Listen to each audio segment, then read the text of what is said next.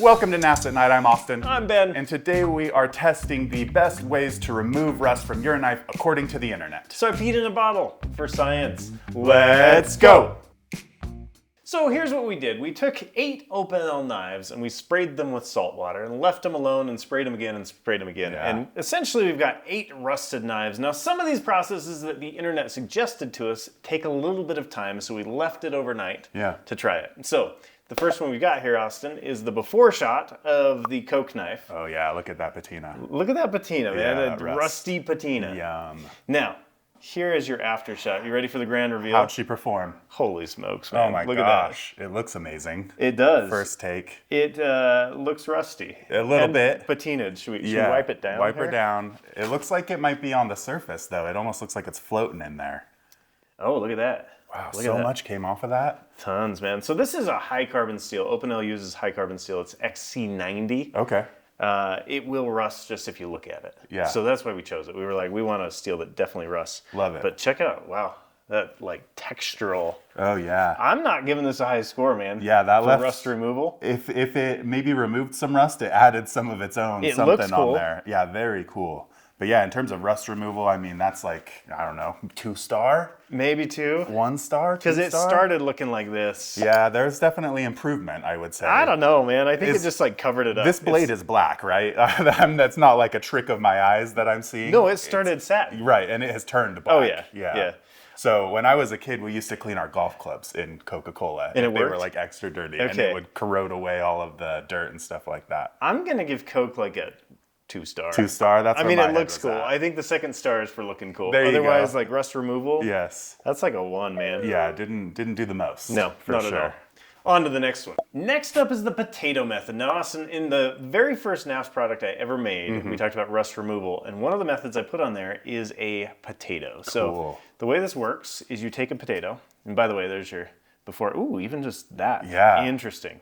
We love potatoes, by the way. We sure and do. so do our friends up in Ashland, Oregon, Work Sharp. Yes. Now, the potato method, you essentially just rub it on there Okay. and see if the rust comes off. I mean, I'm seeing some orange being left behind there, for sure.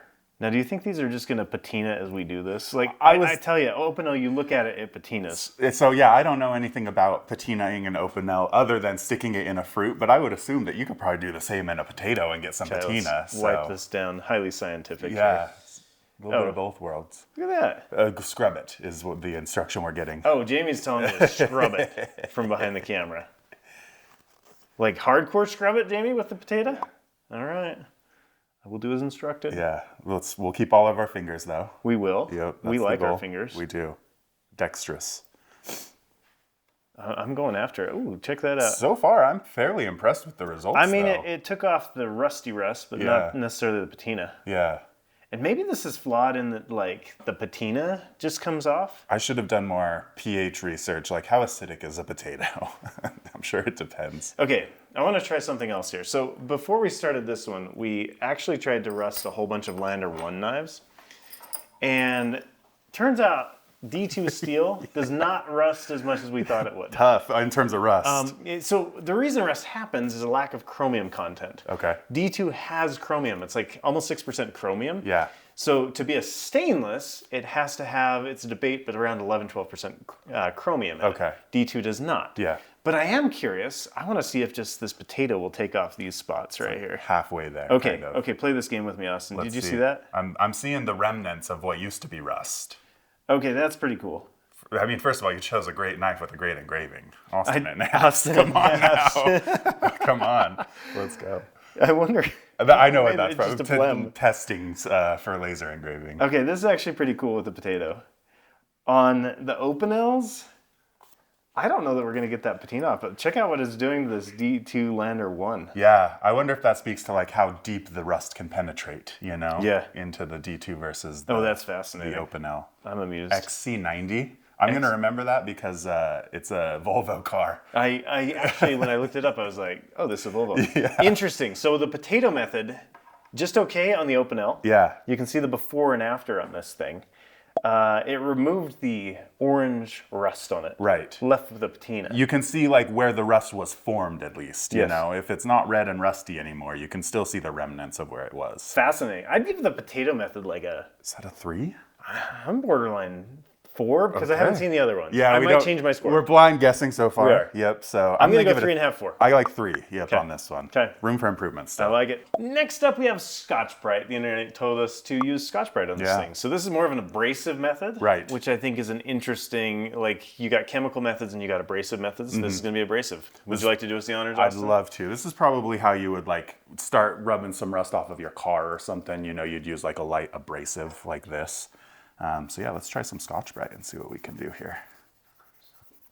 Don't cut yourself, Jamie says. Thank you, Jamie. Let's do that collar lock. Let's see if we can lock that guy. Might be rusted closed. It could be. No, we got it. Oh, see, that's pretty good. Pretty good. That's pretty dang good. Yeah, early results are positive, is what I would say. Here, can we show the camera that side too? Yeah, so that's what I did there so far. And then that's what we're working on right now. So, not bad. Pretty effective. Not bad at all. Dude. Yeah. I'd put that in the potato range right there. I'd give that a solid 4. Yeah. If it's potato range, right? Yeah, for sure. Let's see what she looks like after one wipe down. Really good on the front. Nice. Yeah. And on the back, kind of the same where you can see where the rust was, but it's removed a good bit of that. May I? Please. Interesting, because I was curious about the scratching too. And if you look closely, I don't know how the camera will pick this up. Yeah. There are some horizontal. Yeah, because I was going against the grain basically, or across the grain. So you're definitely at risk of scratching your knife using Scotch-Brite. But let's be honest, you know, knives are tools. And I would say scratch is probably better than rust. Yeah. So. I mean, let's be honest though, like, does rust hurt you? I mean, probably not. Probably not. Yeah. I think it's more just like humans don't like rust. I know, we're like that. We're finicky. We are. Yeah. We are. I like that. I think I'm going 3. 3 stars on that. I'm going to give it a 3 for the scratches. Okay. Because you've changed one blemish. Yeah. You've almost exchanged one blemish for a different blemish. I see what you're saying. With the Scotch-Brite. I like it. So I'm going to give that a solid 3. Perfect. On to the next. Next up, we have some interesting Knafs stuff. We're going to clear the table and talk about it. Now we're going to take a quick break from the rust experiments and talk about what we really do in life. We design and sell pocket knives. So this is the Lander 4 clip point, brand new S35VN seal paper micarta handle with those gold accents. This extends the family. We started with the Lander 2 in that clip point, and then a Lander 3 as well. So your Lander 4 is going to be the same size as the Lander 3. And you can collect an entire family. Super tasty on this one. I love the way that the 4 looks, especially because it's got the extra kind of color with those big screws in the handle. You know, you get that kind of similar to how you're getting it on the liner of the Lander 3. You're going to get a little extra pop of color, and it, like you said, it just kind of completes the set, which is really fun. People always ask about sheaths, and we forget to talk about sheaths. Yeah, let's do it. You got a pancake style sheath on this one. Yep. And you got nice retention in there, just snaps right in. You have a retention screw.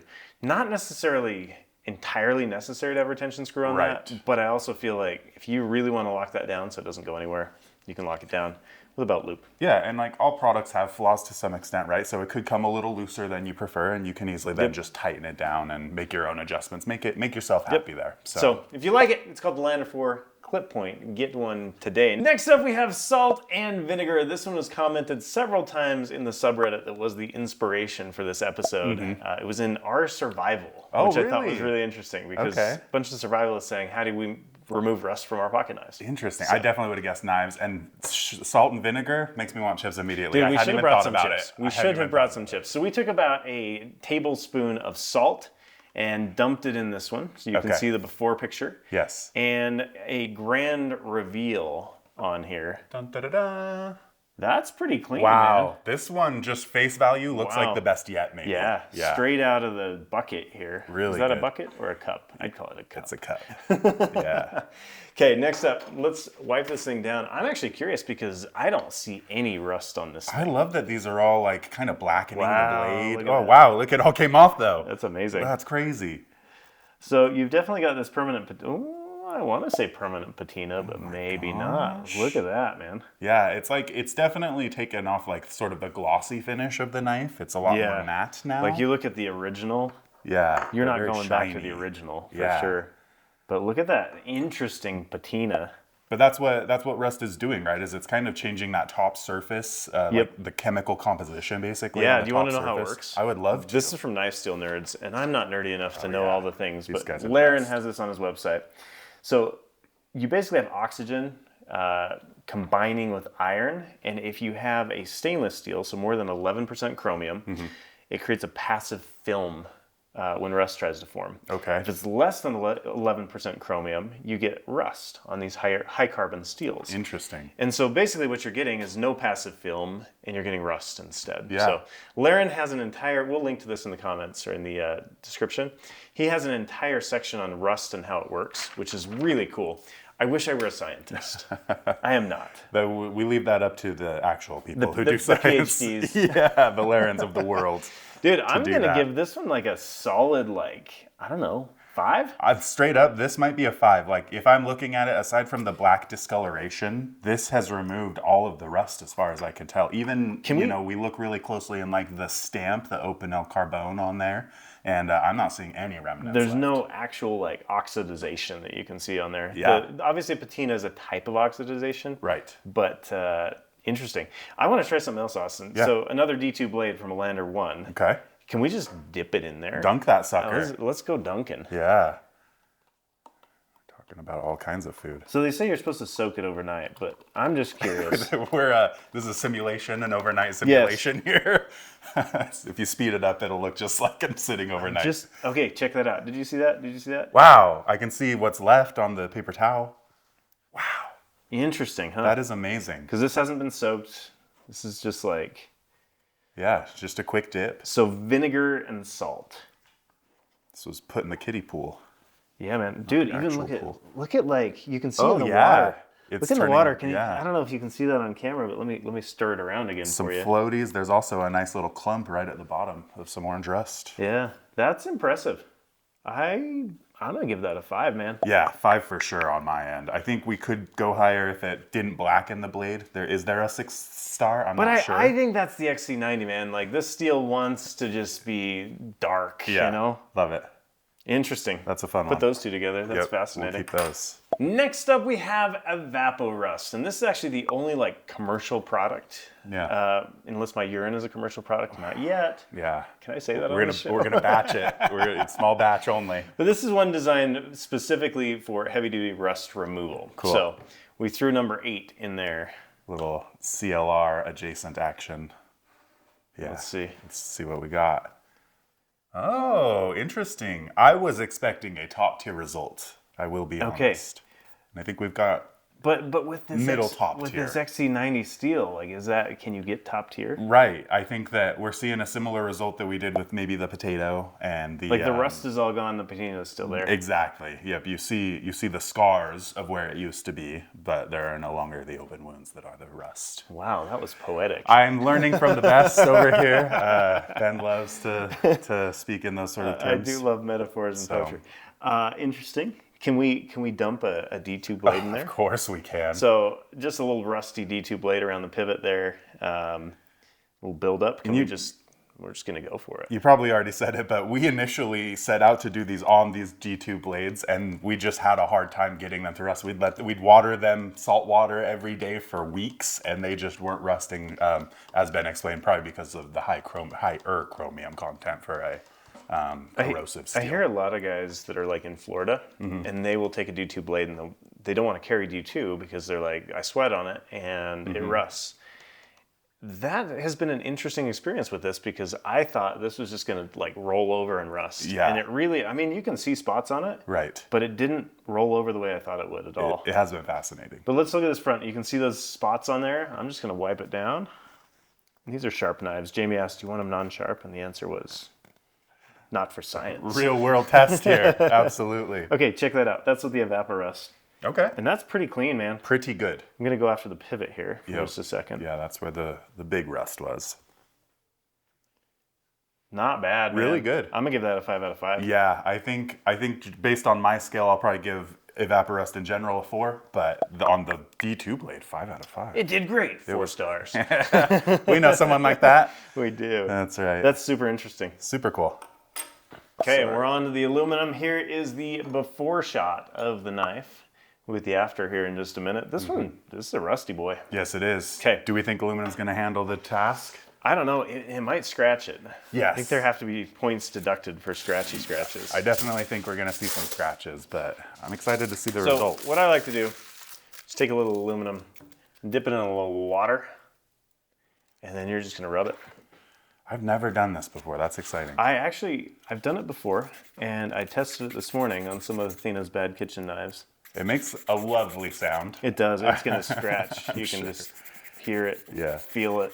To me, this is just my internal logic, but this seems like, you know, if you're thinking steel wool is a very fine version of an abrasive, this would be like a heavy, coarse version of an abrasive, essentially. Yeah. Yeah. I'm kind of going after this one because... Hit it. We're here to test. We are. Yes. I feel like we needed some shop goggles, you know? Yeah, people would probably say that. Some lab coats. That we definitely need is some lab coats. Ooh, check that out. It seems to be working pretty okay. We got the orange off, and I think I almost want to do this whole test again on non-carbone knives, right? The XC90, I think, is an interesting case study. Yeah. Check that out. Not bad on that side. Really good. Okay, let's hit the other side. Yeah, that's on par, I would say, with some of the results we're getting here.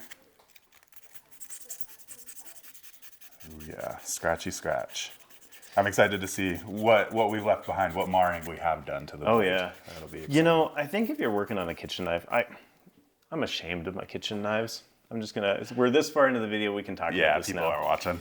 I'm ashamed of my kitchen knives because they are just rugged. Yeah. And we don't take care of them very well, and they end up in the sink. And sometimes they get in the dishwasher, sometimes not very often. It's a shame. But I think that's why I do this on my kitchen knives, because I just don't care. Okay. I think it's honestly a statement that I hear pretty frequently within Knafs is like, I'm a little ashamed of my kitchen knives. I don't know what it is about knife guys that don't care as much about kitchen knives. What do your kitchen knives look like, Austin? I have Amazon ones. I couldn't tell you what brand. You should be ashamed. I am ashamed. They have plastic handles. They have the worst grind you've ever seen. Oh my gosh, look at this though. That's pretty decent. Not bad. Yeah, Dude, I could live with that. I'm not seeing too bad of scratching either. I'm not either. Yeah. I'm not either. Okay, I want to do this experiment one more time here. Okay. On a D2 blade over here. Yes. Glad we had these D2 ones too. We're getting down to the like non-rusty ones, but the Stanley Pond, let me pull this out. I mean, I see like a scratch on here from this aluminum foil. Not bad though, huh? Really not bad at all. That is pretty good stuff. I'm on to a Lander 1 now. Okay. I just need a little, get in there. Little dip there. Get over there. Okay. So again, a blemished Lander 1, and not a ton of rust, but I am curious. See, this is the joy I'm talking about right here. This one sounds better too. It cleans up pretty dang good. That's nice.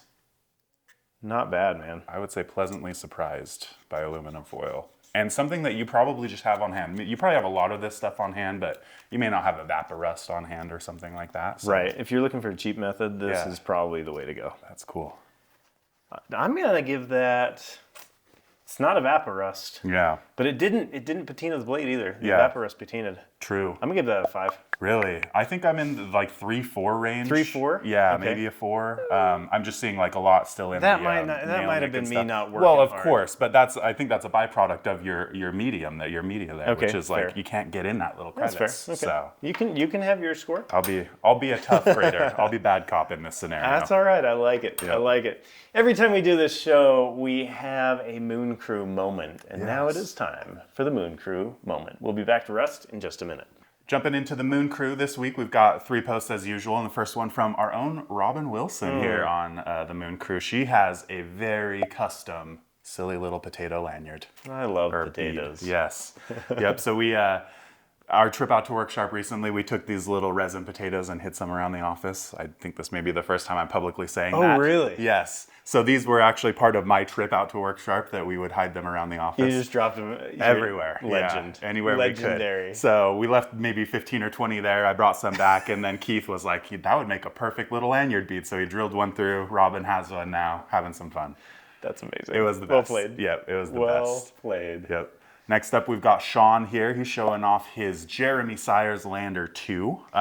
He says he's got a great comment here. This one hasn't left my side. The thought and execution are beyond what I expected. The details are really what makes it. Pre-distressed barrel spacer and pocket clip, herringbone texture on the micarta, bronze against the acid wash blade. Every part feels dialed in. That's cool. Couldn't be more excited to see where Knafs takes things from here. That's very cool. Sean's a good dude, great supporter. We appreciate him. Yep. And last up here, David McMullen showing off his Lander 2 amongst the carnivorous pitcher plants in deep East Texas. Dude, Texas is weird. It's got some like flora and fauna down there that's like the same aggressive. Words. Yeah, for sure. I had to look up because I was curious. Why do they call it a pitcher plant? Pitcher, and I thought maybe it holds like a pitcher of water or something like that. But that is not the case. It is just like a leaf style or something. Interesting. Our friend Patrick Patterson lives on a farm down there that has trees with spines like this. Yes. And I'm like, we have spikes and things out here in Utah in the desert, but they have like it's bigger in Texas. Everything. Yes. Everything's bigger in Texas. I love that. Going on to the comments this week, we've got one from Douglas Shelton. I love seeing the backstory behind this knife, talking about the O.C.T. Is there a plan to put the Lander 5 out for purchase? It looks like a great knife for my boys. Now, Douglas, you are correct. It is a great knife for your boys. The Lander 5 project is almost shipping. So if you backed this one in Kickstarter back in April, something like that. We have pictures of pallets ready to go. So Lander 5 should be landing here at Knafs on October 26th, which means we will then QC as quickly as humanly possible and ship to all, I think it's 2,600 backers. After we ship to those 2,600 backers, it will be available for purchase on our website. Yep, and as Ben said, it's 2 full pallets of knives. It's remarkable. The most we've ever ordered in all our days. There was a comment when these got on the table. These have been out in the storefront for a while. Yeah. They are just gently, nicely broken in. They really have. They're buttery. Oh, they're really it's good. A delight. Yeah. I think we got early production samples, so kind of the rougher end of the spectrum, and they have really turned out to be very nice. So, awesome. Super fun. Next up here, we've got Cynical MD. Any chance for a fixed blade version of the O.C.T? And Lyndon Marquise seconds that motion. No, he seconds the emotion. Emotion. I agree with the motion and the emotion. Yes. O.C.T is finished on Kickstarter. So thank you to, I think there were 670s. Jamie's shaking his 742. 742. There are a lot of numbers out there. 742 backers on the O.C.T. So thank you to everybody who backed it. Yep. This one is set to ship, I cannot remember when, probably February-ish. Okay. So any chance for a fixed blade version? Maybe. Yeah. These things always depend on how they do in the market, and then we decide, do we expand the line, do we leave the line? So far so good, but we also have to see in the general market, how does it do? Exactly. So. Also, my hands are kind of like sticky, like really vinegary, all the I've gone the other way because I'm oiling these afterwards, so my hands are slippery. That's funny. From Wood David 8293, the O.C.T is making one to Knafs Sunfish. I'd love a Warncliffe bladed sunfish with Knafs style scales and blade lock. Just saying. So you asked what a sunfish was before this. I don't think he's talking about a sunfish fish. I think that sounds like a style of knife or something. I don't know. Yeah. But I would love to know what a sunfish is. A Warncliffe bladed. So like the pattern, like Jamie's saying, similar to how we do with our pre-built prints with the rainbow trout or the brook trout. He wants a sunfish version of that. I don't even know what a sunfish is, but I think it's like a big bluegill, basically. Yeah. Where do they grow, Jamie? Everywhere. Do they grow here in Utah? I know bluegill are here. Yeah, I don't know about sunfish. But. Interesting. Well, maybe you'll have one. Next one, we're going to address a little bit of a fighting one. We've got. Integrity Matters V1B says, how we ordered a Chinese button lock knife to sell to y'all. Referencing our video about the O.C.T. Interesting. Yeah, can I say that I think I even took a little bit of offense to this just because I work so closely with Ben and with Matt, and I get to watch them. I'll use the word struggle every single day to figure out the proper design for this project that we are working on. This was not just an ordered knife, right? It was not something that someone else designed that we slapped our name on. This is something that was influenced, go watch that video as we started the comments with, right? It is influenced by Matt's time at Utah State and some of the architecture of the buildings and the Commons quad part and all kinds of stuff influenced the design of this knife. I was thinking about this before we started. Like when you drive up to the drive-up window at, say, In-N-Out, McDonald's, wherever, you walk up and you order a hamburger. It's a very simple process for you. Right. Right? You say, I want a number one with a Coke, and you walk out. And I think sometimes when something is simple, we forget that the design behind it is incredibly complex. Yeah. Somebody had to buy flour to make buns and get the buns on the Cisco truck to be delivered to the McDonald's at 5 a.m. And somebody had to be at the McDonald's to receive it.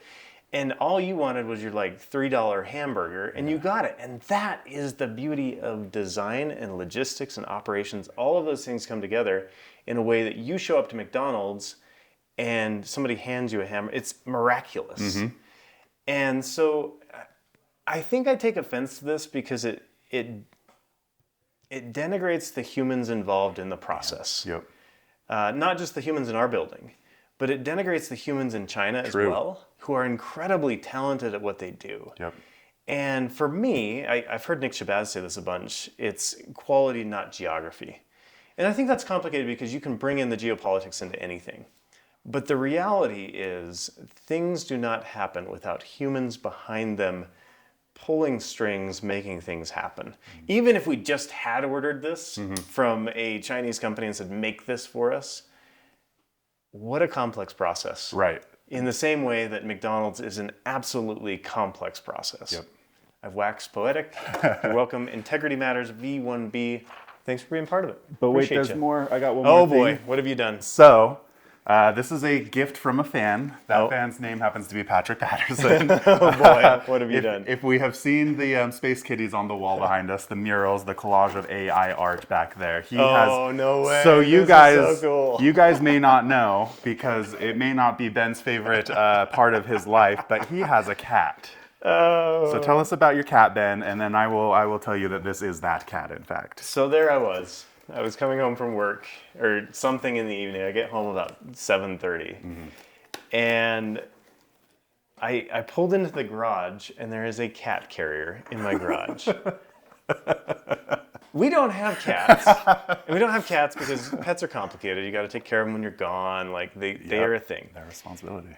I show up in the house, and the kids are in the backyard playing with a cat. And my wife says, I was at my cousin's house, and she had a stray cat. And she asked if we wanted it, and I said yes. And I said, it would have been nice to get a call. That's fine, let's talk now. Yep. The kids are like in love with this cat. Yep. Like, what is a dad gonna do? You got 4 kids enamored by a cat. And it's like, no, kids, you can't have it. Like, worst dad of the year. It's a perfect mom trick right there. Yeah. It is. You say, okay, kids, you can have the cat if you take care of it, and I get to name it. Yes. I named the cat Coup, as in coup d'etat, Yes. which is a revolution, an overthrow of the government, the civility, the goodness of a nation. If we were to turn it into a verb, the cat was cooed upon you. It was cooed upon me. Yes. Yes. So this is a picture of Coup the cat Yep. from Patrick Patterson. Patrick, thank you so much. The cat is an outside cat that comes inside and sleeps on the chairs. And I don't think he's an outside cat. Yeah. I have so many questions. But the coup is ongoing. Coups don't last a day. They happen over time. I have not helped at all with this process by recommending scratching posts or anything like that to Athena to get for your cat either. This outside cat has a scratching post inside. What does that make that? I cannot say. You know I will not put labels on this cat. That I is won't an do inside it. cat, and the people know it. And you will confirm it in the comments with me. Q is an inside cat. Fair enough. Anyway, Yeah. I'm thrilled. We will put this on the wall with the other cats that are Patrick Patterson's. But grateful to have Q. He disappears. He disappeared for like a month. Yeah. That's what cats do? I think that's an outside cat trait. Yep. So It's an outside cat. it's a hybrid cat It's trait. a hybrid cat trick. Yes. Holy smokes. I love that. Patrick, thank you so much. That is a delight. We have a couple other things that came in the mailbox this week. Can you grab that bundle of things there? Of course. Kind of an ugly way to do this, We'll have but to we pick are, that one we are thing doing it this There way. you go. From our friends at Way of Knife EDC Gear House, first of all, we got a sticker, which is a delight. And we got this sweet little rocket, Cosmic American rocket ship knife. That thing is so fun. It's a delight. Yeah, it feels like such a little Knafsy thing. I'm surprised that we didn't come up with something like this. I love it, and I hate it all at once. Yeah, it's definitely a little like gifty sort of From the Novelty thing. Knife Company. Let's check out the packaging. Wow, it is an assisted flipper. It's an assisted, yeah. Yeah, how about that? This is an interesting thing, also made in China. Yeah. You know, With America all over the it. Cosmic American. Yep. made in China. Yep, So that's how it goes. I enjoy that. Speaking of China, would you like to try a plum from our friends at HB Plus? You know that I would. Oh, this is nice. I didn't know this was from them. So little plum, they brought these. I love the dried ones that you brought back, so I'm sure I'll like these. These ones are a little, same flavor, a little less dry, a little more. Oh, no, they're definitely a moist plum. But they've got like this citric acid on them that just like hits the back of your mouth. It's great. House. Cool. Ooh. Okay. One other thing? Let's hit it. Yep. It's not so much Mailbox, but we did a thing. Lander 4s are fun. This one is a stroopwafel that we did with knives and tools in the Netherlands. A delightful little cookie knife with a Dutch clog on it. So cool. Only available at Knives and Tools. Yep. Which they do ship to America, by the way. They do, yep. So. And it's expensive, but it's not as crazy as you might think. So. Yeah. Kind of weird to ship it over there and ship it back. It is, but it's their exclusive, so we're happy to do it for them. And the clog bead, I think that was kind of a Ben idea that we worked on together with Cato and Knives and Tools, and they turned out so fun. It's so silly. They were the best. I love it so much. Yep. Okay, let us finish off with the last two knives, including my pea. I wasn't ready for that. Next up, the internet told us to do steel wool and WD-40. So here's the before shot of this knife, and let's get after this. I'm thinking just give it a little squirt. Yeah, spray her down and wipe her off, basically. We're using quadruple aught steel. Steel wool, so it is roughly the finest you can get about. That is very fine. Yeah, very fine stuff. Wow. You probably light that on fire. That's exactly what I was thinking. Like this demands a 9-volt battery, doesn't it? Oh, we are in science mode, aren't we? Jamie's saying we can't do that. That's what I'm claiming, at Jamie least. says no. Mean Jamie. I know. Someone's got to be dad in this room. I know. Oh my gosh. Interesting. I mean, it's taken off the orange. Yep. I think maybe an expected result at this point. We've been doing a lot of testing today. Have been. I'm understanding where this is going a little bit better. Okay, but look, pretty good. That's not bad, man.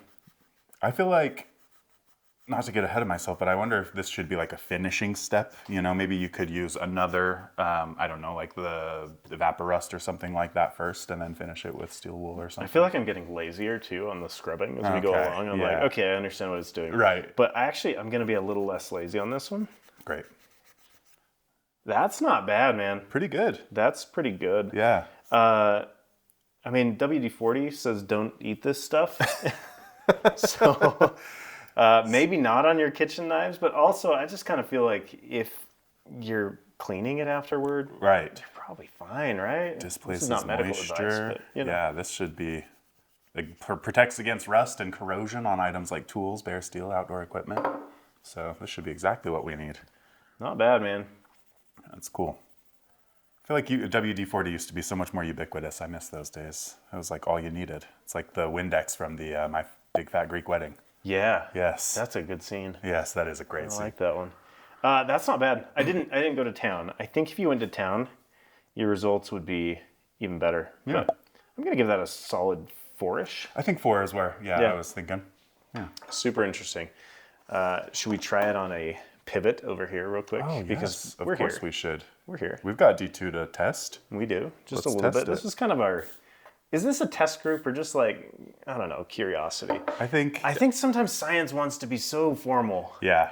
Our science is a little less formal. Not formal. Definitely can't be a test group because it's a different material. I hate to say it. Yeah. Fair. Interesting. Pretty good. All right. I like it. WD-40. Yeah. 4 stars. 4 stars. Yep. Okay, next up on the list, I know you've all been waiting for this. I peed in a bottle yesterday because the internet told me to. What's that quote, Jamie? Necessary? Is it necessary for me to drink my own urine? Probably not. No, but I do it anyway because it's sterile and I like the taste. Okay. It's sterile and I like the taste is what the internet said. I haven't heard that one, but here we are. And last but not least, the internet told us to use pee. Oh, baby. I think the internet was joking, but here we are. So Jamie told me in no uncertain terms that we cannot spill this. I agree with him. We're going to dunk it in alcohol. Even just watching you shake it off, man, I somehow was just not prepared for this. I knew it was coming. Now that it's on the table, I'm very uncomfortable. I'm sorry. No, I'm sorry. The internet told us that was the message of this show. I'm here for science. Maybe I'm just really missing the lab coat in this moment. All right. Interesting. So here's some before shots of it. And here is the after. Check this out, Austin. From what I can see, it looks decent. Okay. That's not... Oh, no. Ooh. That's the alcohol, but there is a smell. It's like... Oh, there is an absolute smell to this one. I couldn't tell if you were going for taste, for smell. No. Oh, man. Wow, that's...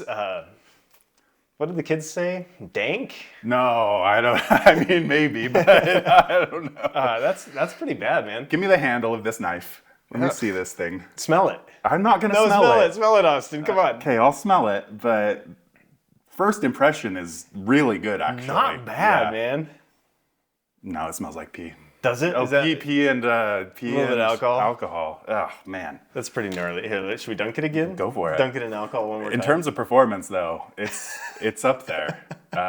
Do you think like your hydration level on the day matters? Probably. I mean, what if you drank a bunch of Coca-Cola before and then that's what you're peeing into the thing? Yes. You're doubling up on the power there. Okay, I think this is a terrible idea, but the results? Yeah. Not bad. Yeah. Look at the before and after, Is this my first 5-star? It might be. 5 for P. Not gonna lie, I thought that was just the internet trolling us. Horrible. I'm mortified at the result. I'm happy we did it. I hope nobody repeats our experiments. Jamie was totally disappointed that we forgot to tell you how to actually maintain your knives. The way you maintain your knives is keep a light coat of oil on them. We recommend mineral oil. You can use Tough Glide. You can use all sorts of different oils on your knife. All you do, take a paper towel, give it a little bit of oil. In fact, Austin's been doing this the whole time. Yep. So all these blades over here. I'll do the P one for us. Thank you. For everyone. I appreciate you taking that bullet. You're welcome. Just throw a light coat of oil on your knives. If you're using them for food safe oil is good. Yeah. You can actually use olive oil. It will go rancid on you. Oh, so if you're using them often, definitely you can use olive oil. Yeah. But yeah, works great. So yeah, you want to make sure you don't use a water-based lubricant or oil. Yes. That would be the big deal. Jamie, are you happy now? All right. Thank you, guys. Guys, let us know in the comments how you remove rust from your knives. P. So we hope this has been entertaining. It's probably more entertaining than science, let's be honest. For sure. Your degree and your schooling is in computer stuff. Something like that. Mine is in broadcast stuff. Yeah. And we are not scientists, but we have had a lot of fun. So let us know in the comments how you remove rust from your knives. We'll have another video coming out for you pretty quick. See you Thanks. then.